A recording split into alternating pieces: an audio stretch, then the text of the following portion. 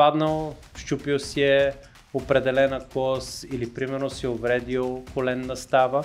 И това нещо във времето неминуемо оказва ефект върху цялостната постура на тялото и цялостната динамика на мускулите, ако щеш. По-добър материал от нашия няма. Във вашето съзнание знаете, че каквото и да правим ние като лекари, ако трябва да заменим нещо и то не е от донор, всъщност ние го заменяме с нещо изкуствено. Идеята на едно добро интегративно дентално лечение или цялостно лечение, ако може така да го наречем, е максимално да запазиме тъканите на тялото. Здравейте и добре дошли в Better Than Ever подкаст.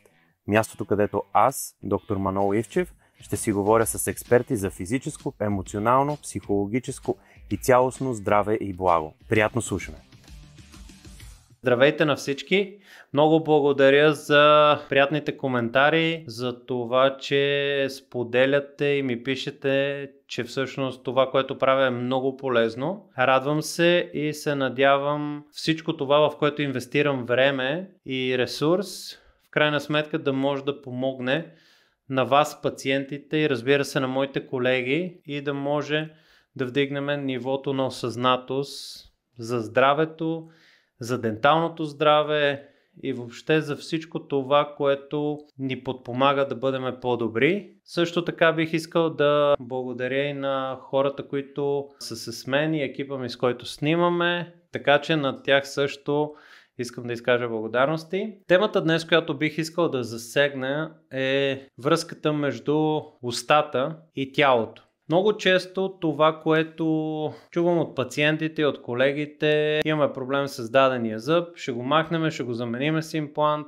и всъщност проблема не е толкова голям. Напротив, ако се заровиме малко повече в съвсем различна литература извън денталната, като например приложна кинезиология, остеопатия, хиропрактика и всички подходи, с които тялото се разглежда като едно цяло, всъщност ще бъдем изумени колко голяма връзка има между нашата темпоромандибуларна става, между нашите зъби и останалата част от тялото.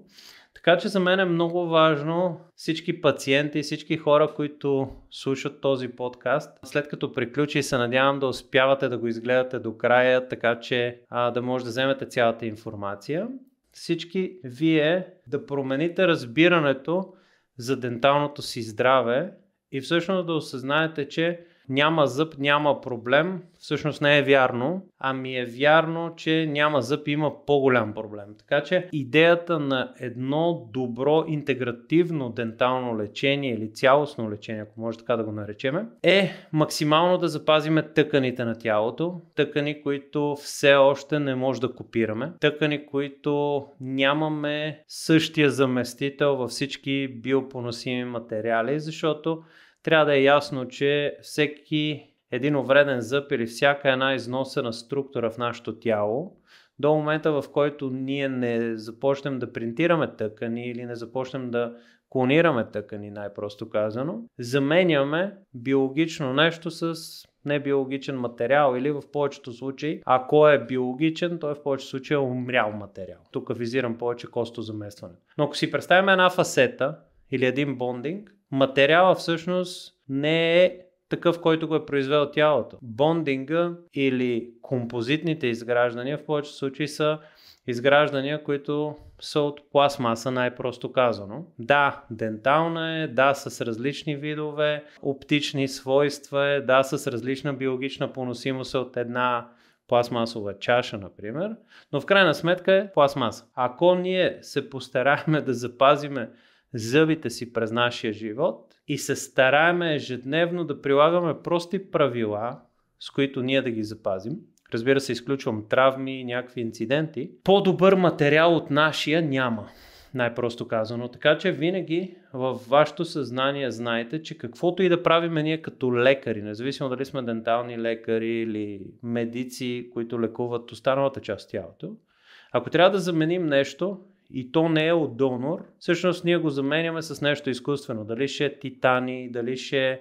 биопоносима пластмаса, дали ще е керамика. Това е изкуствен материал и разбира се, нашите очаквания към него не трябва да са такива, че да надскочат нещо, което се храни с кръв, нещо, което се инервира от мозъка, нещо, което е направено да живее в средата, която ние имаме, нашето тяло. Това, че си правиме зъбите от керамика или от циркони или възможно най-скъпия материал, и трябва да знаете, че всъщност това е много по-евтин материал от емайла, от дентина или от реалния зъб. Така че безпредметни изпилявания на зъба, просто защото искаме по-бели или по-равни зъби, според мен доста сериозно навлизане в територията на биологията, която по възможност е хубаво да избягаме.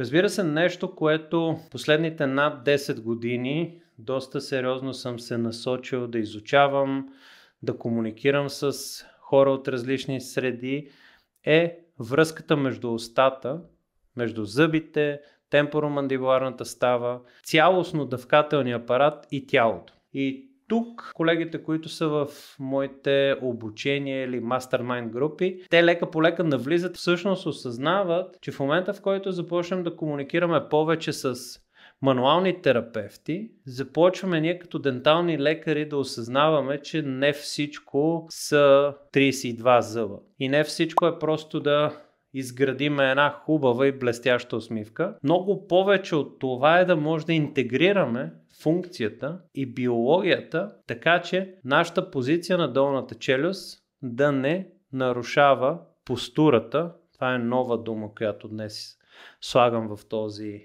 монолог. Постурата на тялото и реално, ако ние имаме неправилно центрирана темпоромандибуларна става, в скоби имаме лява и дясна такава, това неминуемо води до изместване на останалата част на тялото.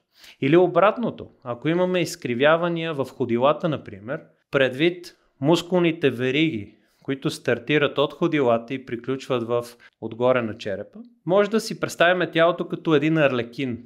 Ако го дръпнем от едната страна, всъщност дърпаме определена част от, да кажем, тази страна. А пък другата страна, за да балансира, почва да слиза надолу. Това, което е важно, когато отвориме тая врата или тая кутия на Пандора и проумееме, че зъбите са много повече от инструмент, с който дъвчем, и трябва да се отнасяме към тях с доста сериозен респект, защото те са зони, които са инервирани пряко от централната нервна система. Зони, които имат отделно кръвоснабдяване. Зъбите са също така плуваща структура в коста, защото ако ние може да ги местиме с брекети, автоматично и мускулите, ако са хиперактивни от едната страна, могат да ги набият в коста. И това е нормално и голяма част от черепните асиметрии са свързани с хиперактивност на определена група мускули, загуба на твърди структури, като например коз в темпоромандибуларната става, и всъщност компенсацията е, че нашите мускули набиват зъбите в коста. По същия начин, зъбите сами по себе си изпълняват и много сериозна сензорна функция. Представете си в момента, в който сядате да вечеряте след малко или да закусвате, и момента, в който вие се храните, усещате текстурата на храната. Усещате текстурата и твърдостта на храната. Всичко това идва от тая силна инервация на лигавицата вътре в устата, силната инервация на езика и вкусовите рецептори. Но имайте предвид, че ако утре сложите едно камъче в супата и трябва да го захапете, автоматично в момента, в който рецепторите, които се намират във вашия корен, усетят, че това нещо е твърдо, те автоматично изключват силата на мускулите и по този начин вие блокирате затварянето. Това е рефлекс, който много често се случва.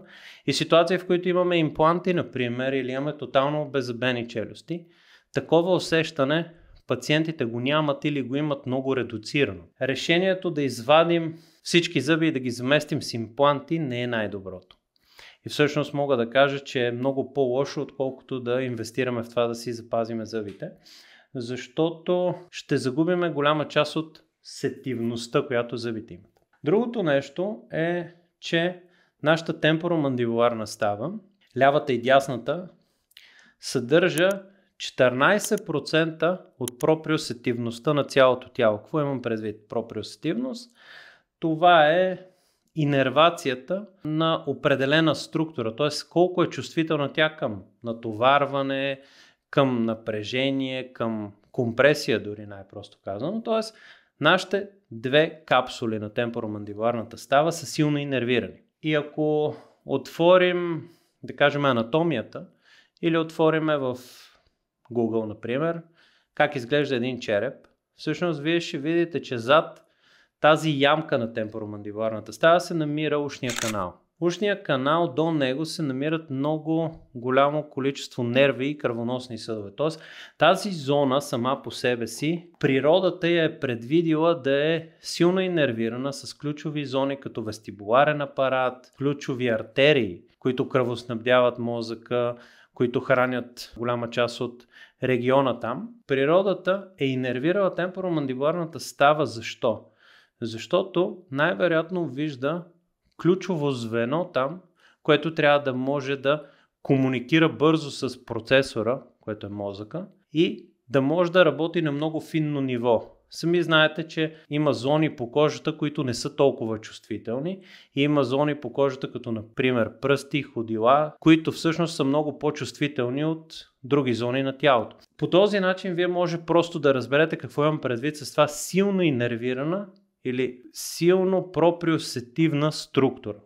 Тоест темпоромандибуларната става е директно свързана с мозъка чрез всичките тия нерви и е много финно инервирана, така че да усеща много малки отклонения. Което само по себе си, ако ние наблюдаваме природата къде и какви зони инервира по този начин, реално природата е дала сериозен приоритет и сериозно значение на темпоромандибуларната става. В моята практика тя е много важна и я приоритизирам винаги преди да започна да лекувам зъбите, ако нямам нещо остро, разбира се, защото това реално е шасито на нашата кола. Ако то е изкривено, нямаме абсолютно никакъв смисъл да балансираме гуми и да подменяме гуми, защото шасито е изкривено. И по този начин, това, което исках да кажа също е, че ако темпоромандибуларните стави не са добре центрирани и стартираме едно ортодонтско лечение, много често това ортодонтско лечение, ако не го шинираме и фиксираме с ретайнери и с допълнителни инструменти, има голяма вероятност да имаме рецидив. Поради простата причина, че нашето тяло приоритизира темпоромандибуларната става да няма притискане, да няма дисбалансирана зона. И това, което е важно да знаем, че ако ние тръгнем отзад напред, т.е. стремиме се структурата в ставата да е добре, т.е. да имаме кондил, което го говорихме в предните видеа какво е, диск, хрущял, миниск, картлич, както искате го наречете, да са в добър комплекс, т.е. да са прилепени заедно, да няма изместване и те да са добре легнали в темпоромандибуларната става в статика. И когато имаме динамика, какво имам предвид с динамика? Имам предвид всяко едно отваряне, затваряне, плъзгане напред на долната челюст, назад, наляво, надясно. Т.е. цялото движение, което ние правим докато се храним, например, или говорим, да се случва в една максимално биологична среда. Т.е. ставната глава да си е върху диска, който е бариера между двете костни повърхности, и по този начин е реално цялото движение и търкане вътре в ставата да може да се случва максимално балансирано.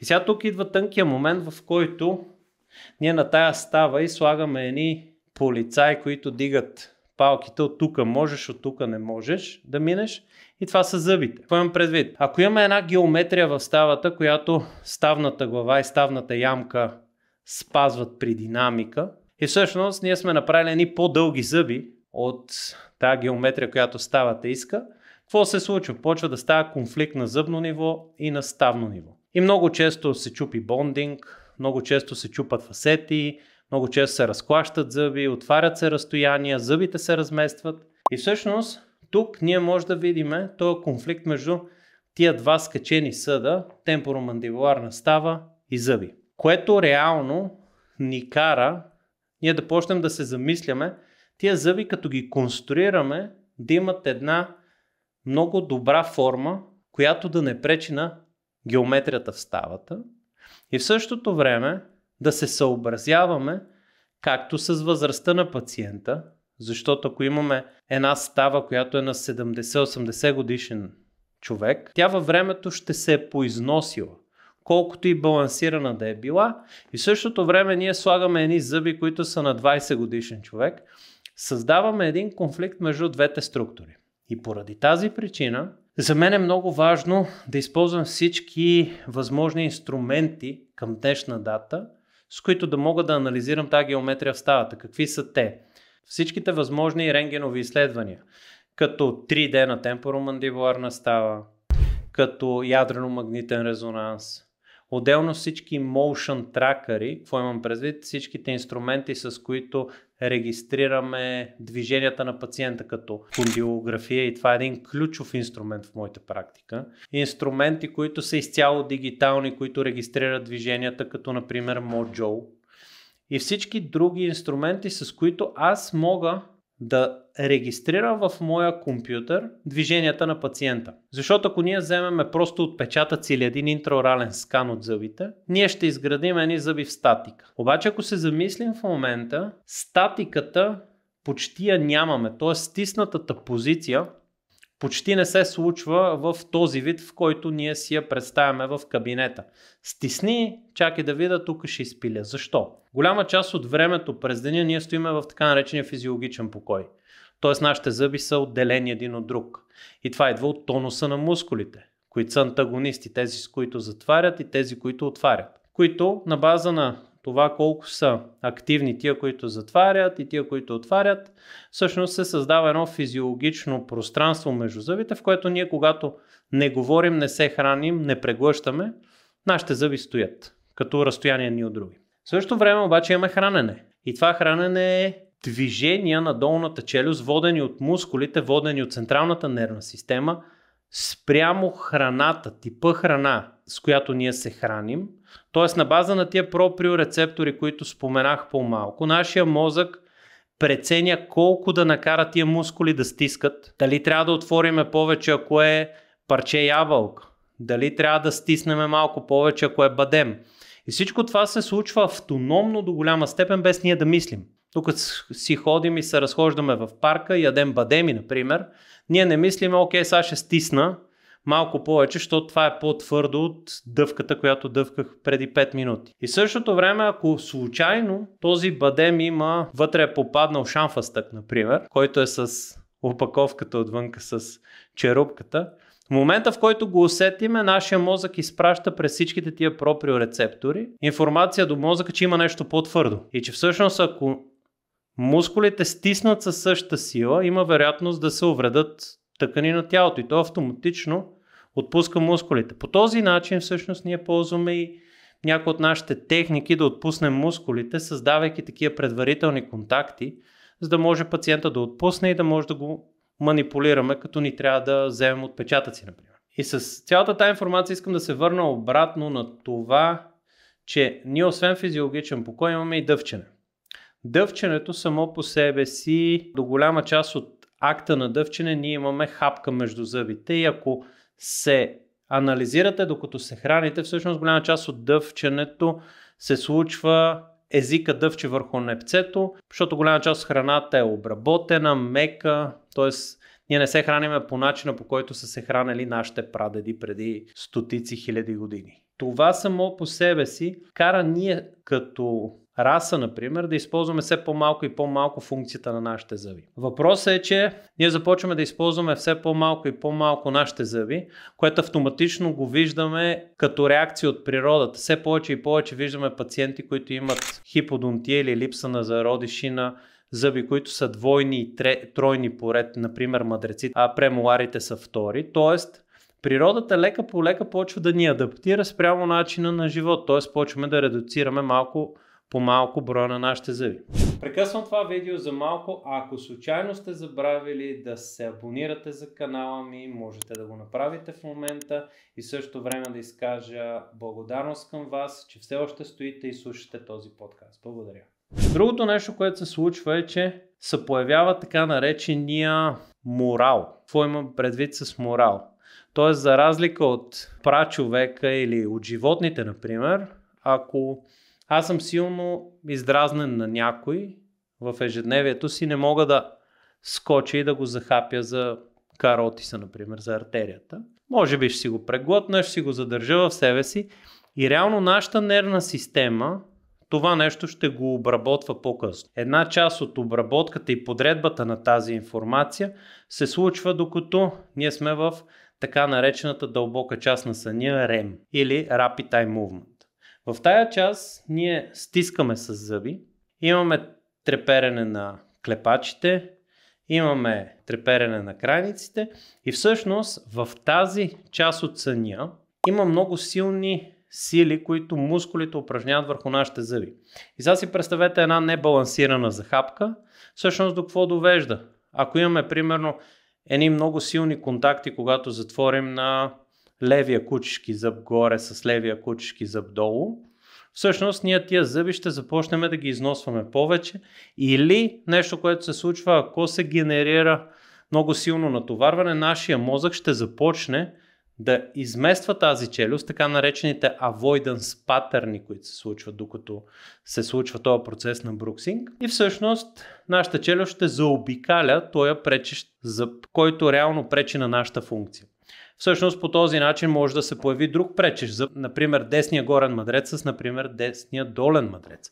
И в тази ситуация нашата нервна система почва да се блъска от едната страна в другата и се получава един затворен кръг, в който оградата на ниво зъби не позволява на нашата долна челюст да движи и да прави всички тия движения, които ние ги наричаме бруксизъм, в правилно балансирана среда. Почва да се появяват рецесии, почва да се появяват шиечни дефекти, почва да се появяват изтриване на определени зъби и много често решаваме, окей, този зъб ще го изградим. Какво се случва, ако аз реша да изграда дадения зъб, който е изтрит, без да променя нито захапката, нито височината, нито нищо? Аз реално връщам пациента 2, 5, 10 години назад изведнъж. И в момента, в който той си легна наново, неговия мозък разпознава една нова, много по-голяма бариера, която всъщност трябва наново да започне да изтрива.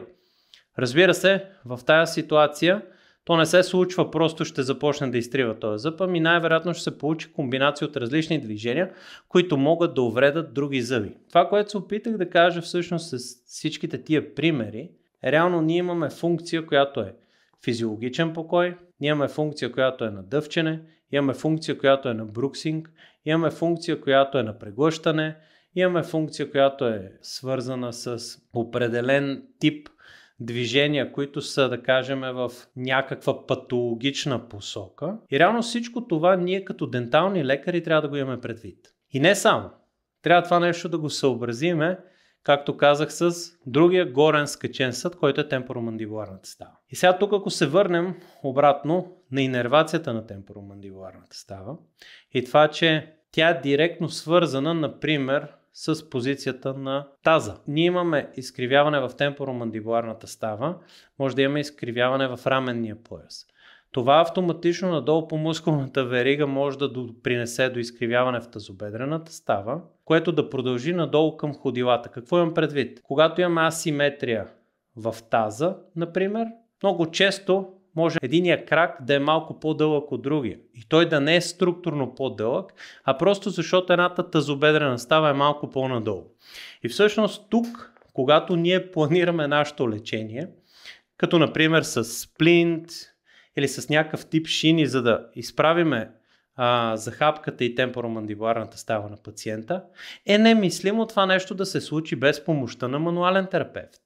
Поради проста причина, че ако аз просто сложа нещо между зъбите, автоматично и не на места, например таза, не отблокирам ходилата и не подпра ходилата с нещо, понякога се налагат стелки, например, цялото това усилие, което аз ще направя, ще бъде блокирано надолу по веригата. И обратно, ако ние имаме изкривяване в тялото, например плоскостъпие, сколиоза, блокаж, например в атлантоокципиталната става, която е между врата и тилната кост, мануалният терапевт реши да намества, предвид това, че в горната част на мускулната верига, темпоромандибуларната става, не се е намесил никой, не е балансирал и не е заключил тая зона на този арлекин, както казах, всъщност това наместване няма да трае дълго време. В немалка част от случаите, казвам, тук има изключения, разбира се.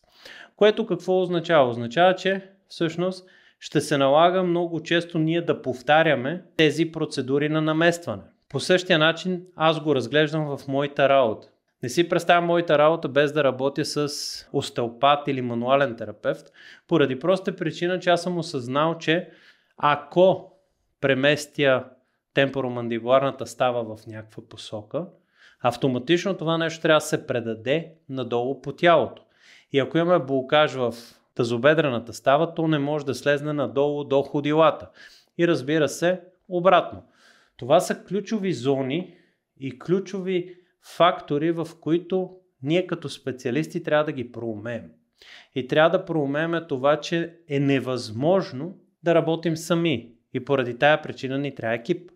Екип от специалисти, мануални терапевти, от логопеди, например, специалисти уши, нос, гърло, така че нашата работа да бъде всъщност комплексна, да има един комплексен подход и всъщност когато пациента дойде с даден проблем в темпоромандибуларната става, ние да може да го решиме дългосрочно. Другото нещо, което е изключително важно и тук колегите мануални терапевти, които се занимават с кинезиология или приложна кинезиология, съм сигурен, че ще се съгласят. Реално чрез кинезиологични тестове ние може да валидираме дали нашето действие към съответния пациент е правилно или грешно. Какво имам предвид? Кинезиологичните тестове са много ключов инструмент, с който немалка част от мануалните терапевти боравят, за да могат, например, да разберат приоритета на тялото. Дали би бил той структурен, дали би бил той психологически или дали би бил той на ниво биохимия.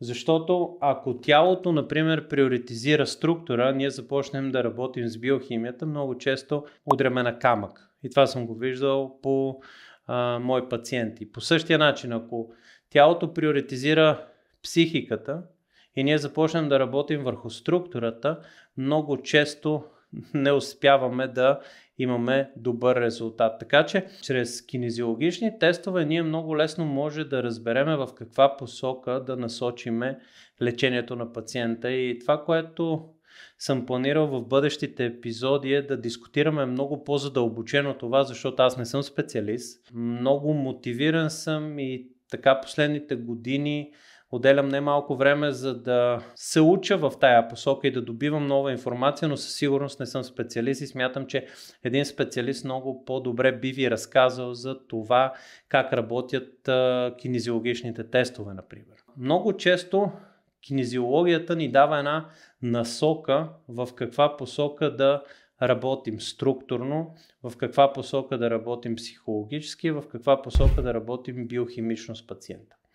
Другото нещо, което кинезиологията ни дава, е всъщност да може да, освен да приоритизираме проблема и да валидираме дали в правилна посока върви лечението, всъщност да стигнем до едно ниво, в което ние сме изчистили всички структурни проблеми, изчистили сме всички биохимични проблеми, психологични проблеми и оттам нататък да започнем да работим с структурните травми. Например, пациента е паднал докато е правил даунхил, е паднал, щупил си е определена кост или примерно си увредил коленна става и това нещо във времето неминуемо оказва ефект върху цялостната постура на тялото и цялостната динамика на мускулите, ако щеш. И в тая посока, когато ние правилно приоритизираме всички структурни проблеми, които са свързани с асиметрия, с неправилно центриране на определени стави,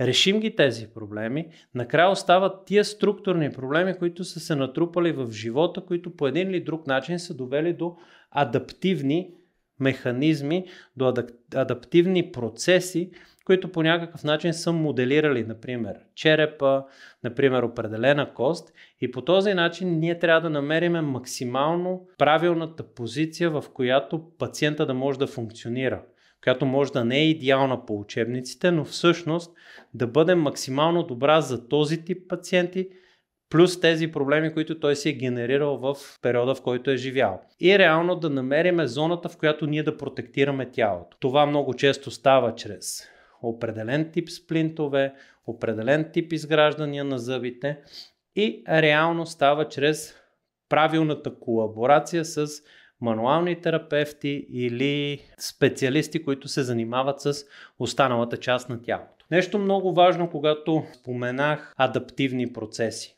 Много е важно, когато дискутираме адаптация, когато дискутираме всичките тези проблеми, да спомена какво е адаптация. Адаптивните процеси може да ги обясним на нормален език, като процеси, които при една промяна на средата, нашето тяло променя определени функции, определени структури, за да може да функционира спрямо тая среда. Какво е, например, това? Ако излезем в по-светла среда, с по-силна светлина, нашите зеници се свиват. И ако сме в по-тъмна среда, те се разширяват. Когато говорим за адаптация на темпоромандибуларната става, например, имаме много пациенти, които като ги погледнем имат много неправилна по учебниците за хапка. Обаче всички структури са добре балансирани. Ставата е добре центрирана, мускулите са достатъчно балансирани, тялото е достатъчно балансирано и в такъв тип лечение, когато тялото е в баланс, въпреки че определени неща изглеждат извън нормите, трябва да сме много внимателни, защото една наша намеса може да изкара цялото тяло от баланс. Момента, в който дискутираме компенсация, какво значи компенсация? Това означава, че ако аз имам примерно някаква увредена тъкан или орган, другите органи започват да работят повече или започват да работят по различен начин, за да подпомогнат тая тъкан. Разбира се, този етап в някакъв момент стига до декомпенсация. Т.е. всички тия помощни органи и структури, функционирайки повече, започват да пропадат един по един и всъщност почва тяхната функция да се уврежда. И това е етапа на декомпенсация. Всеки един специалист, който се занимава с пациенти, с тялото, трябва да знаят тези три думички много добре и да могат да ги отдиференцират. Защото ако имаме едно добро балансирано тяло, въпреки че захапката не изглежда добре, въпреки че пациента няма добра естетика, трябва да бъдем много внимателни, когато се намесим. И в същото време трябва да може да разпознаваме кога едно тяло е в компенсация и кога едно тяло започва да декомпенсира. И тук финната част е, че цялото тяло само по себе си ние може да го разглеждаме на едни микросистеми, които сами по себе си могат да компенсират и да декомпенсират. Така че, когато казвам, че нашата специалност, медицината и въобще лечението на хората е необятна наука и тя се учи до живот, поради тази причина го казвам, защото винаги можеш да влезнеш по-надълбоко и никога не можеш да знаеш всичко. Така че в тая посока е много важно пациентите, колегите да осъзнаят важността на темпоромандибуларната става, на това, че тя е свързана с цялото тяло, е свързана с голяма част от функциите, от структурите, които са по-надолу извън дъвкателния апарат и всъщност ние с нашата работа може да подпомогнем цялостното добро съществуване на пациента или в същото време, ако не е добре премерено и не е добре прецизирано, да навредим на пациента и то не на зъбно ниво. Много прост пример. С една недобре направена пломба може да генерираме болки в кръста на пациента след 2 години след като сме го работили. Така че надявам се, че беше полезно това видео. Надявам се, че дадох малко повече яснота, както на пациентите, така и на колегите, защо да отделят повече време, когато решат да си правят зъбите и да правят холивудската усмивка. Да не си доверяват на 100% здравето, просто защото в момента е тренд да имаме бели, равни зъби.